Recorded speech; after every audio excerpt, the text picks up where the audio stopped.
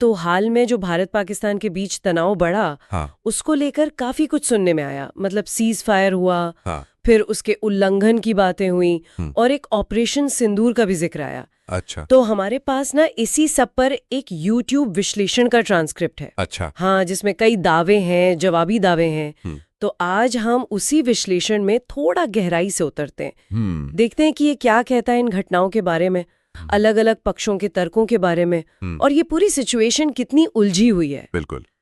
शुरुआत शायद cease fire से ही करनी चाहिए, क्योंकि हाँ। वो अपने आप में ही एक पहेली जैसा लगता है। हाँ, सबसे बड़ा सवाल तो यही है कि ये हुआ कैसे। मतलब स्रोत बता रहा है कि इस पर बिल्कुल अलग अलग बातें हैं। हाँ, एक तरफ तो अमेरिका के कुछ पूर्वाधिकारी जैसे ट्रंप, रूबियो, उन्होंने दावा किया कि भैया हमने करवाया। दूसरी तरफ हमारी सरकार, मतलब भारतीय सरकार और सेना, उनका कहना है कि नहीं, पहल पाकिस्तान की तरफ से हुई थी, उन्होंने मांगा था सीज फायर।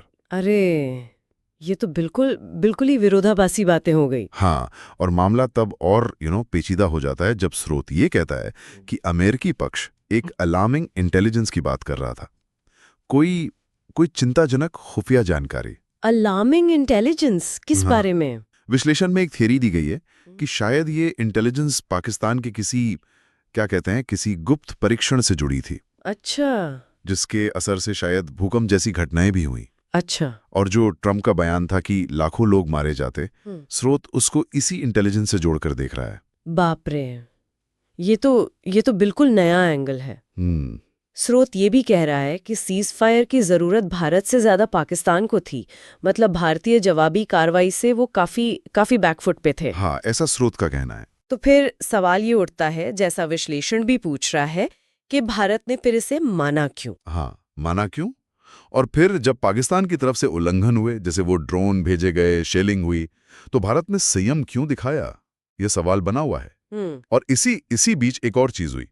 पाकिस्तान को आईएमएफ से करीब $1 बिलियन का लोन मिला, अच्छा, हाँ। और इसमें अमेरिका ने पाकिस्तान के पक्ष में वोट दिया। भारत ने वोटिंग में हिस्सा नहीं लिया। तो ये टाइमिंग भी थोड़ी सोचने वाली है। सही बात है। अच्छा, सीज फायर की इस गुत्थी के बीच ही वो ऑपरेशन सिंदूर की बात आई।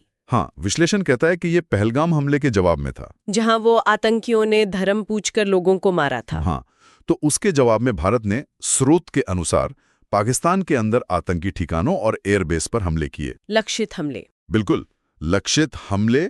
स्रोत इस पर जोर देता है कि भारत ने सिर्फ आतंकी ठिकानों को निशाना बनाया, जबकि पाकिस्तान ने कथित तौर पर भारतीय नागरिक इलाकों और डिफेंस ठिकानों पर हमले किए। और ये भी कहा गया कि भारत ने इसके सबूत भी दिए, वो 4K वीडियोज। हाँ, स्रोत के मुताबिक भारत ने अपनी कार्रवाई के सबूत के तौर पर 4K वीडियो फुटेज जारी किए। तो ये लड़ाई सिर्फ सरहद पर नहीं थी। मतलब विश्लेषण भारत के अंदर जो बहस चल रही थी उस पर भी बात करता है। हाँ, बिल्कुल।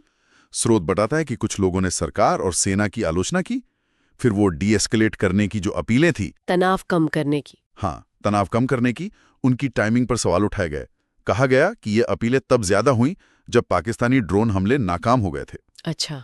और आतंकियों को स्थानीय समर्थन मिलने की बात भी विश्लेषण में है। और मीडिया का क्या रोल बताया गया? मीडिया पर तो स्रोत ने काफी तीखी टिप्पणी की है, जैसे कराची पर कब्जे जैसी खबरें चलाना बढ़ा चढ़ाकर, टीआरपी के लिए पाकिस्तानी पैनलिस्ट को बुलाना, शायद पैसे देकर भी, और द हिंदू जैसे अखबारों पर तो पाकिस्तानी प्रोपेगेंडा छापने तक का आरोप लगाया गया है। अरे बाप रे। हाँ, और तो और वो जो ऑपरेशन का नाम था, ऑपरेशन सिंदूर, उस पर भी विवाद हुआ।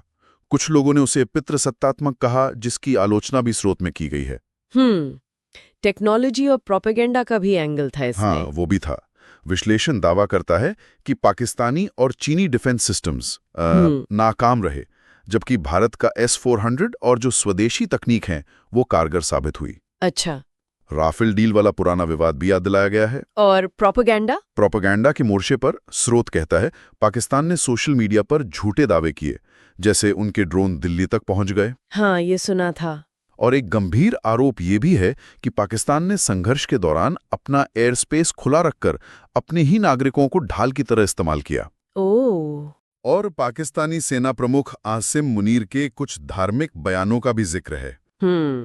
तो कुल मिलाकर ये विश्लेषण एक बहुत ही जटिल तस्वीर दिखा रहा है। बिल्कुल, मतलब सीज फायर की कहानी उलझी हुई है, हमले जवाबी हमले हुए, जमीनी लड़ाई हुई, और उसके साथ साथ एक भयंकर सूचना युद्ध भी चला। हाँ, जिसमें देश के अंदर के मतभेद भी खुलकर सामने आ गए। सही बात है। इस पूरे विश्लेषण को देखकर एक सवाल जरूर मन में आता है कि अगर स्रोत के दावे सही हैं कि पाकिस्तान का एक कथित तौर पर एक पैटर्न रहा है और देश के अंदर से ही कुछ लोग प्रोपेगेंडा में शामिल थे, तो ऐसे माहौल में सच क्या है ये पता लगाना कितना मुश्किल हो जाता है। घटनाओं को सही नजरिए से देखना कितना चुनौतीपूर्ण है, इस पर सोचने की जरूरत है।